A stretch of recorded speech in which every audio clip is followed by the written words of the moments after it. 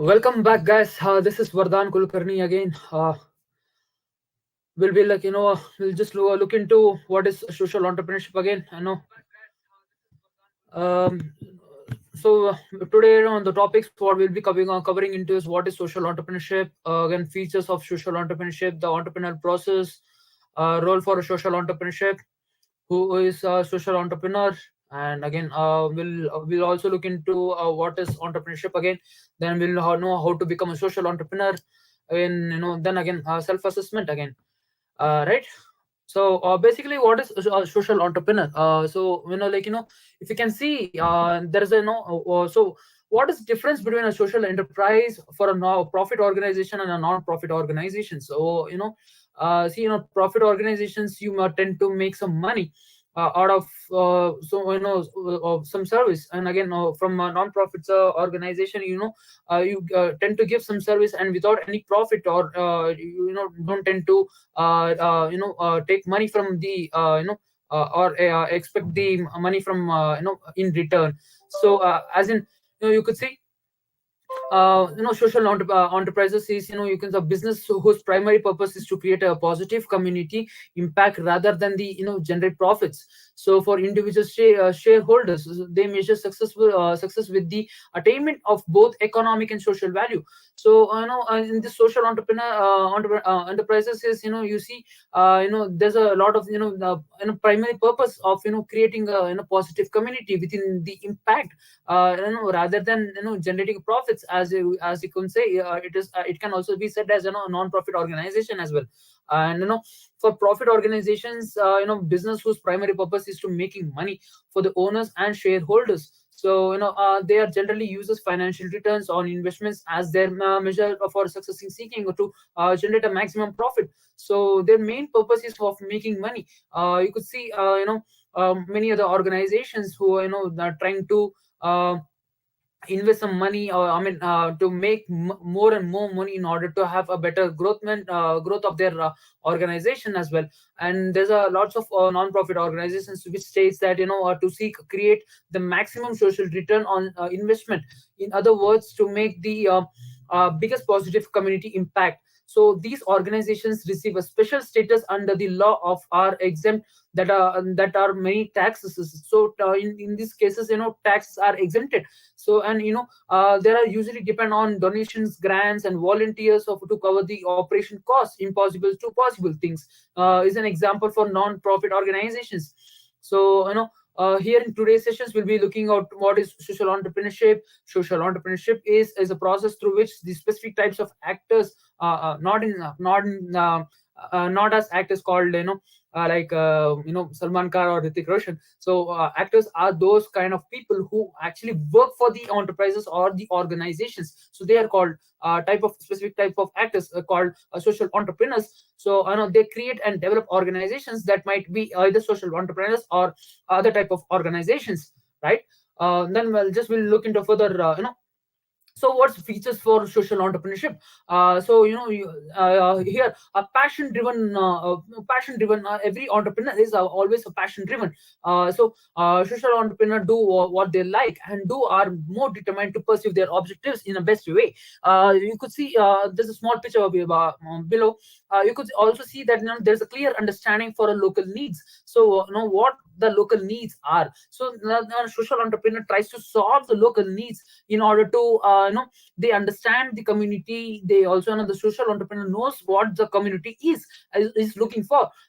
They see, so they will research in the ways innovative and turn back with a negative condition. There is a chances that they understand the community as well. So they tend to or you can say they tend to have innovative ideas to come up with some kind of solution also. And there's a ethics is essential for social entrepreneurship. So ethics, what the word ethics is actually required in every entrepreneurship.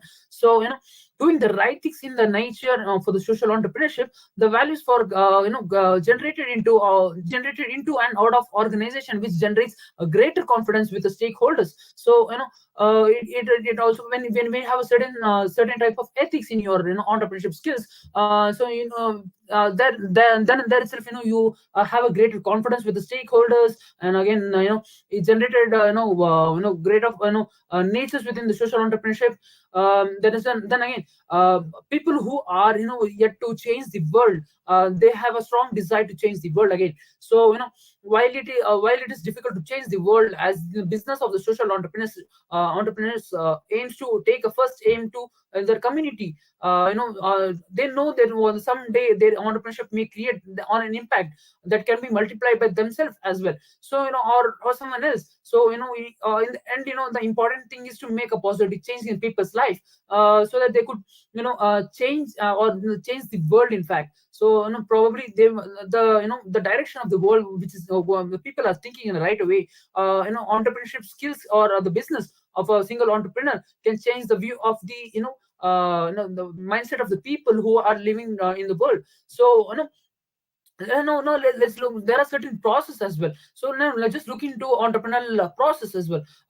In envisioning, engaging, enabling, enacting. So what's envisioning? What is engaging? What is enabling? What is enacting? So envisioning is actually perceiving an opportunity. You just try to receive an opportunity, or you try and attempt to create your own opportunity as well. So that's envisioning. Engaging is such that engaging the opportunity with the mind to do something about. So engaging is like when you have some idea, and again you tend to have some opportunity or mindset, you tend to do something in order to have a positive results. So enabling is almost equal to engaging, but it's quite changes, ensuring something happens by acquiring the necessary resources. So what happens is, in engaging process, you don't have certain types of resources as well. You gather resources in engaging, whereas in enabling, you with the necessary resources, you try to make something happen. And yeah, enacting is something that championing or leading the project. So enacting is such that you're just making a lot of differences and making a or creating an impact in the nature as well. So that's enacting, right? And you could see here in let's see the case study over here. Mandesi Mahila Sanskari Bank was founded by Chetana Sinha in the year of 1997 in Maharashtra. It was dedicated to ensuring women entrepreneurs receive timely, affordable, and customized credit. Their products are rooted in their grassroots understanding the women's micro business and specific circumstances. So, Chetana Sinha, a person who initiated or who founded Mandesi Mahila Sanskari Bank, which was initiated in 1997 at Maharashtra. So her was her concept was to, in order to give them timely and customized credit to the women micro business environment, who like women who were running. So Chitana was a part of a Jai Prakash Narayan JP movement in 1970s, and worked with the far-flung villages across Maharashtra. Hope you know what's far-flung. So I know. Far-flung is the villages which are far away from cities. That's called as far-flung. What we can see. The first. They worked with the slums of Mumbai, but movement took them out of the city, due to which the severe drought condition. So Mumbai also had drought condition as well, and there was a lot of migration, mostly by men, to the cities, while the women are left behind, interested with the looking after home and the land. So from men's from the family, they were made to move out of the family, or more to left they were they left the family behind in order to migration process, since there were a lot of droughts as well. Again, women from the same family were made to stay in the villages in order to look out for homes and as well as land. So let's look out further. So the area also had a large population for nomadic communities, where again it was also women who were responsible in early living of livelihood.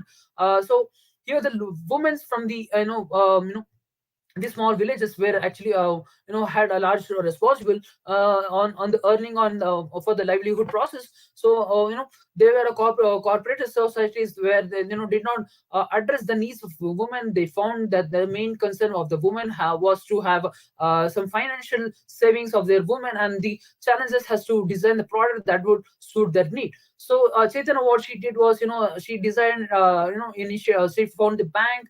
The bank name was Mahila Desi, Man Desi Mahila Sanskari Bank. There were, women who were facing a lot of issues. The men had, had migrated from, village to cities in order to work, and women were made to stay in the villages in order to look out for home and lands. Again, women had a more responsible in order to earn for the livelihood. And again, the societies did not have the concern, and they found that women had not much financial savings as well. So the the next what let's see what happened next. So when they began working with the community, they had no idea that would have start the banks. So they had no ideas that they would start a bank, though. It was a case of Kantabai Solanki. So that provoked with a turning point. So Kantabai Solanki, a blacksmith, she was told to have, she wanted her earnings to kept in bank, but no bank would have an open an account. The bank with an open an account for the woman to put away other small savings. So Chaitanya Sinha was an expertise and knew all the financial products, would be more for effective than an NGO. She just answerable for funders. So today Mandesi Mahila Sanskari Bank provides a doorstep banking to women, and they have also designed the products based on the grassroots understandings of rural women's needs. Most One of the most first loan products was to help women by goals of law, and another with the design of first pension scheme, women of the informal economy, right? Now we'll just look into a case study too. Hippocampus learning centers were founded in the Umesh Malhotra in the year of 2010. Again, these centers accounts for about 600 full-time teachers teaching around 11,000 children 5.5 days a week. A company full of functions of 80 staff members to run the operations such as teaching, uh, uh, teacher training, meeting parents, getting feedbacks, enrolling students, collecting fees, running back with an IT systems as well. And during his work, science and the users, Umesh Malhotra used to enjoy going to public libraries with his son. So, but when he came back to India, he did not find the similar world-class facilities here. So, as he was interested in reading and education, he started a library called Hippocampus near his home at Kormangala, which is in Bangalore, where kids, especially from poor backgrounds, could play as well as learn with the toys, books, and music. So he got into a system believing that could fix the situation. However, one of the most biggest challenges he faced was trying to change the mindset of the people who are the part of the system. Since Umesh Malhotra already had a success story on the Hippocampus library, he thought, why not replicate the same some kind of kids in the government schools and villages, he says. So we felt that no matter how bad the schooling experience was, but if we could get the child to interact with books and might change his life, even only if 1 hour a week. So he also stated that if we initiate this kind of library in government schools and villages, so if a single student can interact, or if he spends with a book for 1 hour, so probably his might life change. So however, the task was not so easy, and he thought the children were unable to read, teachers didn't care, and the market did not have enough of books, and the headmasters to the libraries, and waste of time. So again, there was a lot of waste of time, where the Umesh Malhotra had initiated those, uh, the schemes or wherever whatever it was. So they didn't receive a help from their parents. With all these challenges, the task became increasingly difficult as well. So fortunately, the parents had gave us the strength to keep going, he adds. Parents had supported these ideas to, in order to keep going. In 2007, they created a Grow by Reading, a simple library program which overcome some of these difficulties. The book was categorized according to the reading ability. There were 6 levels. Each level was given to the color on green, red, orange, white, blue, yellow, and every child was put into a certain group of according to the reading level and organized color. So that it took us 3 years for failure to get this idea. So Umesh got this idea. So after segregating into different colors like green, red, orange, white, blue, and yellow, so after failing for 3 years, he got this idea. The library books were marked according to the color, and where the children's membership cards. As Umesh, the incentive of the habit, habit of reading. Several activities were initiated, like coloring tasks, which brought more kids and into library by 2009. So again, we had around 50,000 children enrolled in the program and had moved on to the add books in Urdu and Hindi apart from Kannada, English, and Tamil. Says Umesh Malhotra, right? By this we could see there is a lot of changes, and uh, the Umesh Malhotra came into different difficulties. He also overcame with, he also segregated with the different levels of students with their reading ability. Then also made, by 2009, there are lots of students coming to his hippocampus library. The he made such that all those village students are able to learn something or other thing, in order to make their life better. Now let's look into case study 3. Kaliabote was founded in the Naveen Marian in 2015. In 2018 article, The Social Story, Naveen spoke about the origin story of his entrepreneurs. He said that the waste management was unorganized segment in India. Approximately 5,000 tons of waste is generated in Bengaluru, and 10% of the waste can be recycled. So Naveen came up with an idea. He was realized, and the public was not segregating waste by the most of this recyclable waste was ending up with landfills. So Kali bottle collects the recycled waste, such as plastics of different grades, cardboards, newspapers, loose sheets, old books, copper batteries, and even aluminium as well. So however, they do not collect items from thermocol, furnitures, or collect clothes from, there aren't many recycle units for these items. But now teamed up with a BBMP, that's called Bruhat Bengaluru Mahanagara Palike, as you all know. And the local municipal had recycled waste for the daily basis. So Khali Bottle was a service called Star Partner service with corporate houses, online manufacturing units, etc. So not only they go and collect the waste, but also pay these clients almost about rupees 12 to 13 per kg of recycled waste. So they also collect garbages from individuals and apartments, and have named them from a green squad. Customers, these customers have paid rupees 8 per kg. Any customers who schedule to pick up and can choose to either receive a payment for their selling their waste, or can make a donation to their cause of refusing to take the money. So you could also see that there's a recycling process where the Naveen had initiated a process called recyclable process, where they collect different kinds of plastic with the different grades and cardboards, newspapers, loose sheets, gold books, copper batteries, and even aluminiums. So right, that's what it says in the case study 3. Now just we'll look into different sector instead of just looking into these case studies. No, now let's understand what is a social entrepreneur. Who is a social entrepreneur?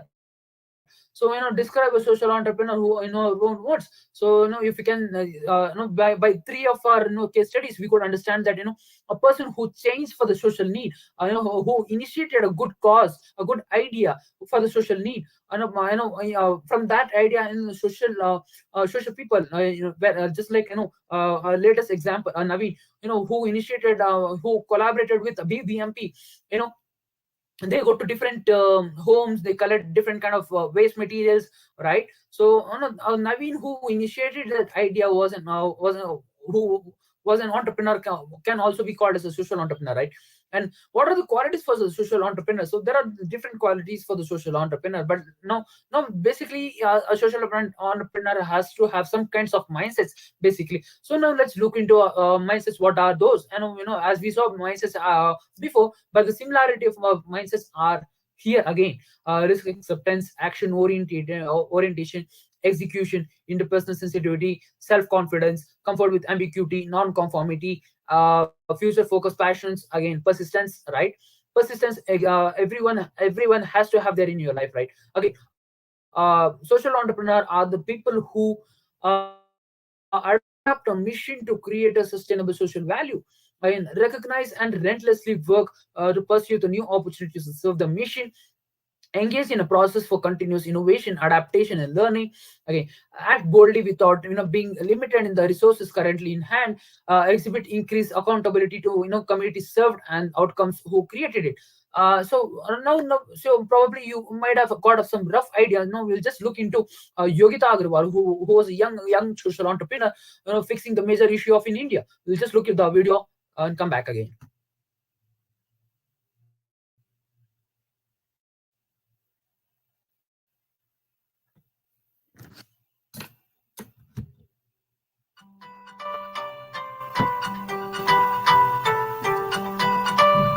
Hi, my name is Yogita Agrawal. I am 23 years old and I started Sopan a year ago with my best friends from college. We came across some really scary stats that 1.5 million children under the age of 5 die due to infectious illnesses, which can be prevented just by hand washing. We learned that children don't necessarily like washing their hands with soap, but they just love drawing on their hands. So with soap pen, kids can simply draw on their hands, marking all the areas that need to be cleaned, and when they wet and rub the drawing, it lathers.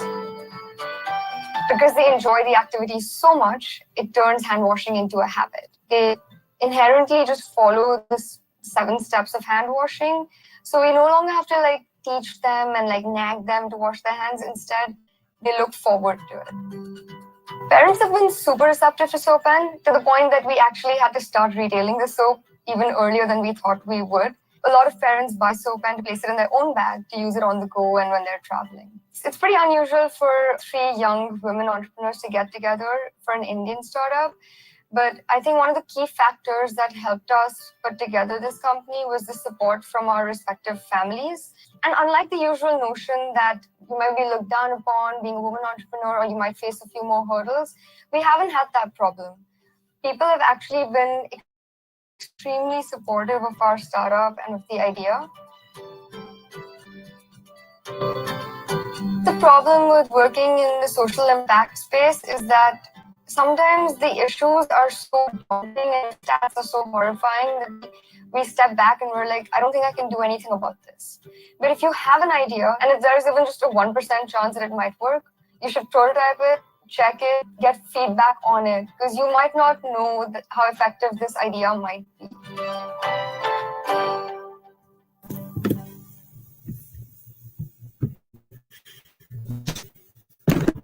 Okay, coming back. You just saw the video. Yogita Agarwal, who's a young entrepreneur who initiated soap. Well, they have to have a regular habit of washing their hands again. Probably they were interested in coloring their hands again. So Yogita Agarwal, who had innovative ideas. She thought that what if they color use that soap in order color you could have used on their hand when they wash it, or when the hands get into contact with water, it just cleans up with the hands again.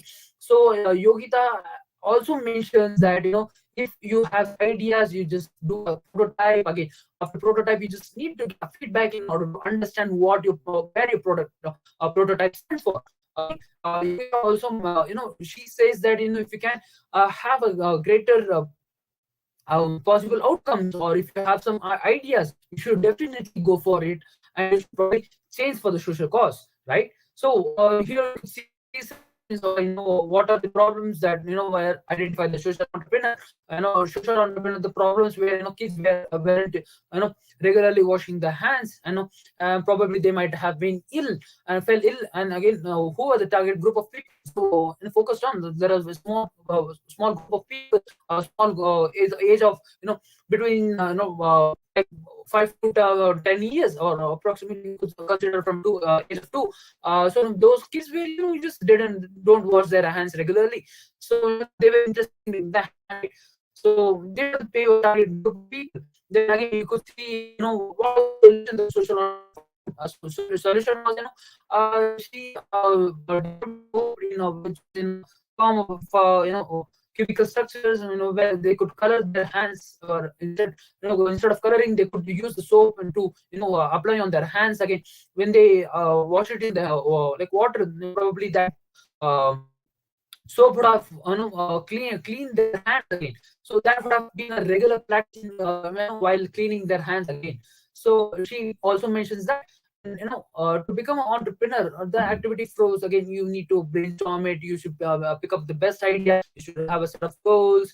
List 3 strengths and weakness, right?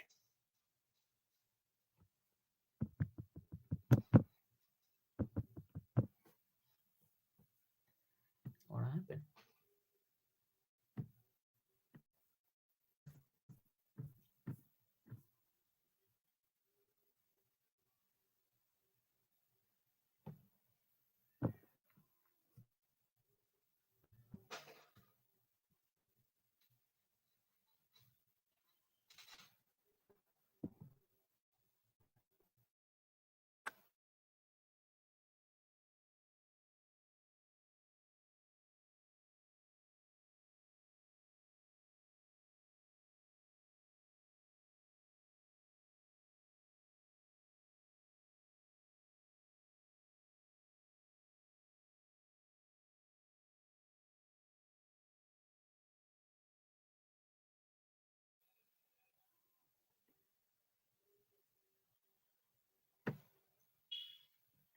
Okay. Yeah. We'll just look into the second part of the session, identifying the value proposition. What will be the topics we'll be covering today is why and what of value propositions, how value propositions canvas activities to practice. So, why and what is value proposition? So here we say, write a 6-word story to describe your life. You could say, um, you always be happy, you always, sometimes you be sad, you always understand, have a mood swings, or you could say, joyable, playful, all of those words you can describe your life again.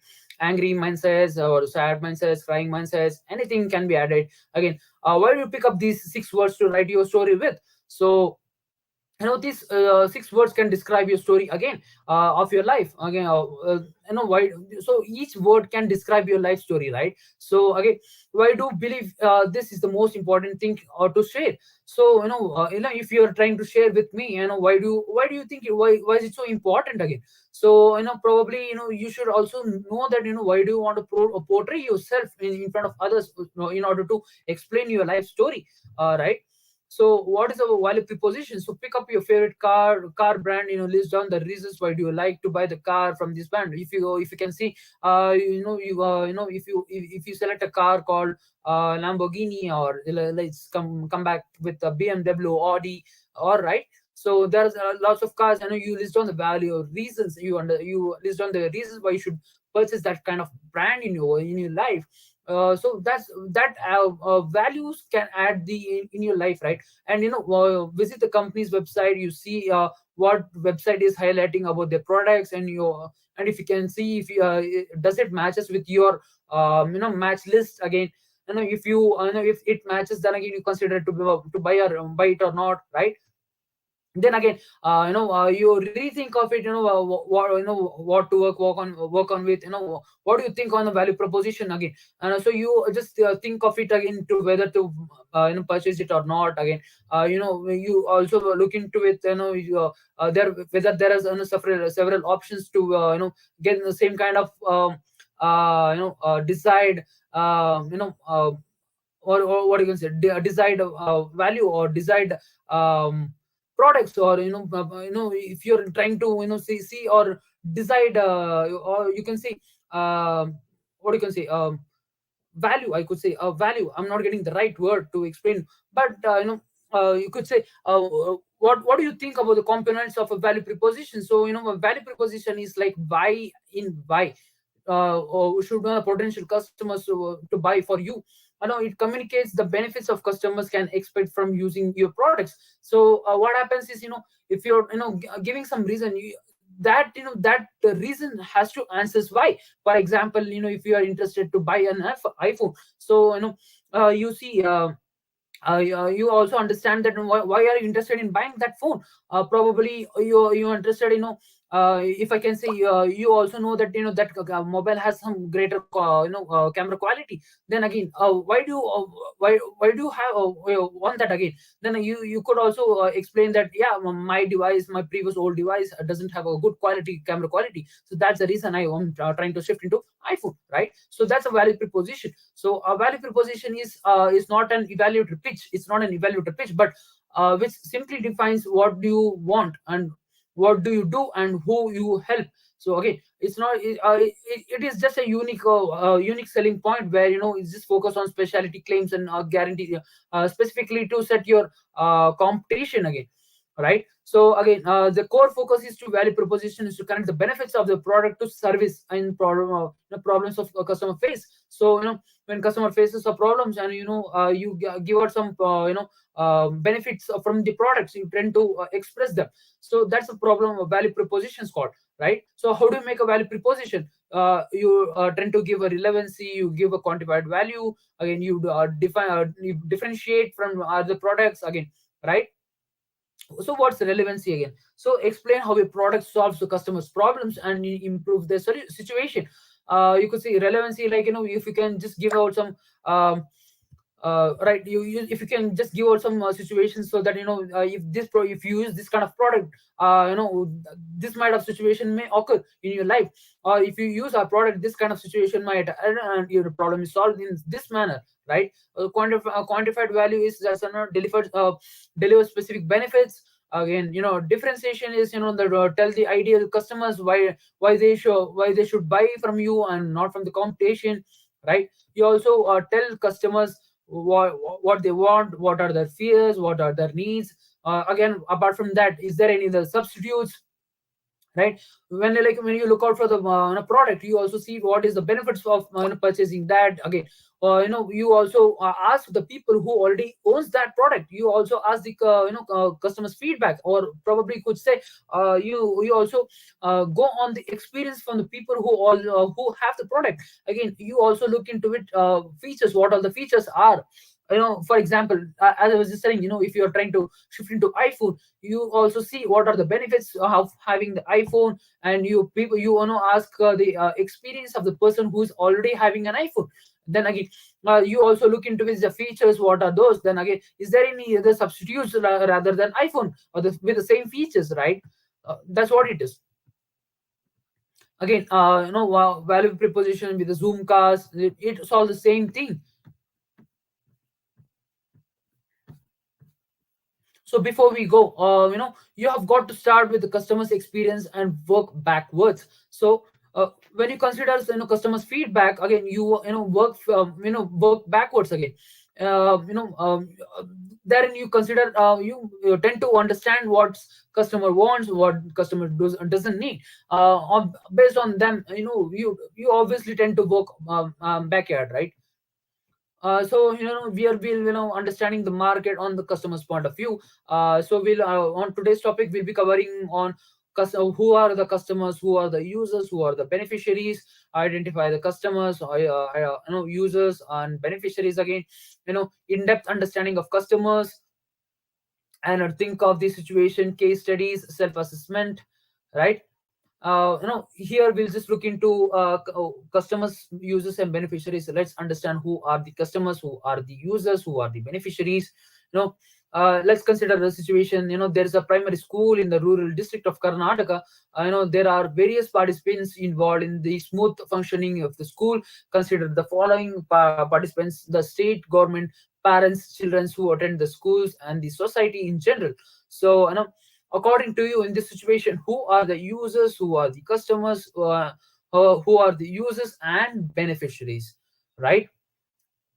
So here in this situation, the state government is if you can see, they parents are, they are the customers. They are, the state governments are the users, and so, small kids of the, primary school kids are the beneficiaries.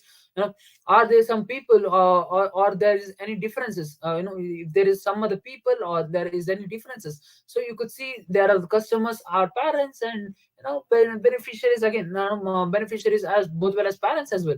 So you could see, right, a customer, a customer is a person with an influence over the purchase decision.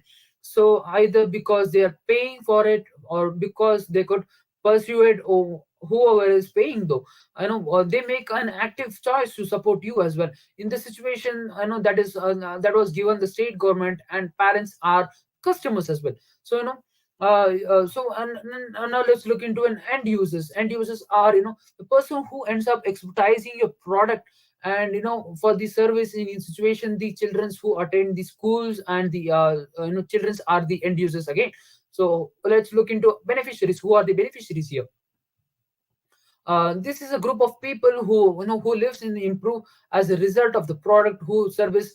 In this situation, the entire society can reap the benefits of educated pollution. In the most cases, three participants of different people. For example, in this situation given to you, customers are the customers of the state governments, and parents are the users, and the childrens are from the schools are beneficiaries, right? I just told you the same thing. So I know people from the society. In the few cases, these participants are the same people. For example, if you can see, where you can, when you are hungry, you go, you buy food, you you eat it and you feel better. Hence, you are the customer, user, and the beneficiary in this case, right? Hope you understood the differences. Now let us understand, let us identify. So who are the customers, who are the users, who are the beneficiaries, right? So considering the case study one, as we were just seeing the hippocampus, considering the same case, hippocampus learning centers were founded in Umesh Malhotra in the year of 2010. These centers accounts were about 600 to full-time teachers teaching the 1100 students, 5.5 days a week. A company also functions with the 80 staff members to run operations such as training teachers, meeting parents, getting feedback, enrolling children, collecting fees, and running the backyard IT systems. Hippocampus Learning Centers (HLC) tackles the evident gaps of local education systems by establishing kindergarten and after-school support centers within the village. So they were operated by trained local women. HLCs charges an affordable fees to cover an operational cost, or rupees to 100 to 250. The modest profit margin.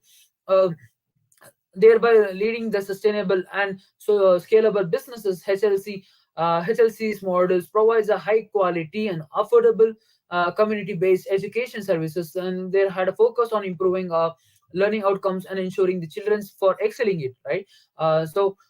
Let's coming back to a case study here. Case study two, you can see Mandesi Mahila Sanskari Bank was founded by Chetana Sinha in the year of 1997. Again, in Maharashtra, it was decided for ensuring the women's entrepreneur receive timely, affordable, and customized credit.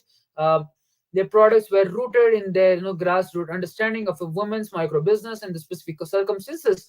Right, Chaitanya Sinha was a part of the Jai Prakash Monaran movement in the 1970s, and worked with the far-flung villages across Maharashtra.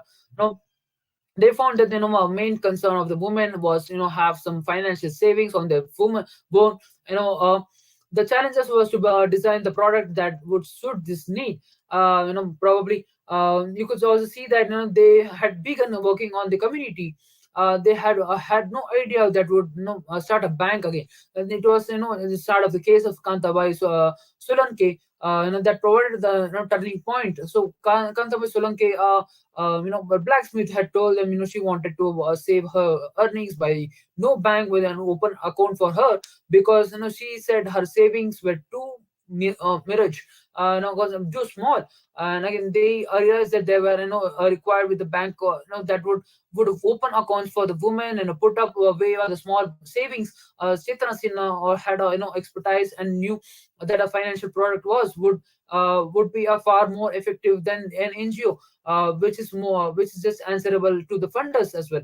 So you could also see that expertise follows to the simple model. They run up with the bank which provides affordable and easy access to the savings and credit for to the women, and a foundation that provides them with knowledge, skills, support necessary to become a successful entrepreneurs. So women entrepreneur is also offered with a finance products, where in order to have the bank initiatives in offering technologies based payments solutions are designed inter alia and to help the customers receive the inward remittance for community, right? And then just we'll come back to again case 3. Khali bottle, again coming back to the same thing, was found in the Navin Marian in 2015. Khali bottle collects the recycled waste such as plastics in different grades, cardboards, newspapers, loose sheets, old books, copper batteries, and even aluminium. So they had teamed up with the BBMP Bruhat Bangalore Mahanagar Palike, the locality municipal. They had a recycling waste on a daily basis. Excuse me. Khali Bottle had a service called Star Partner Services and the corporate businesses on online manufacturing units, etc. And not only they do not go and collect the waste, but they also pay the clients of rupee 12 to 13 per kg for a recycled waste. They also collect baggages from pick up and can choose to either receive a payment or selling this waste, or can make a donation for the cause of refusing to take money, right? So again, coming back, Kali Bottle had partnered with enterprises of fresh menu, Cartesian, House Joy for the coupons, Just Died for the lead sharing. So they were having exclusive collaborations with the doorstep to provide users and more platforms to options to get recycling to their doorstep. They were also working towards getting a e-commerce players in the market for their partners, right? So what happens in this case study, we could see that Khali bottle started by Navin Marian again in 2015. So he they started initiative to collect the recycled waste products such as different plastic or the different grades, cardboards, newspapers, loose sheets, old books, or you could say aluminium, or even you could see batteries as well. They also by like for the exam for the products which are recycling rupees, they also got rupees 12 to 13 per kg of recycled waste products. We are they also not only they actually collaborated with collaborated with a certain small kind of companies such as Fresh Menu, Cartesian, House Joy as well. In order to they also collaborated with the Just Dials in order to lead sharing as well.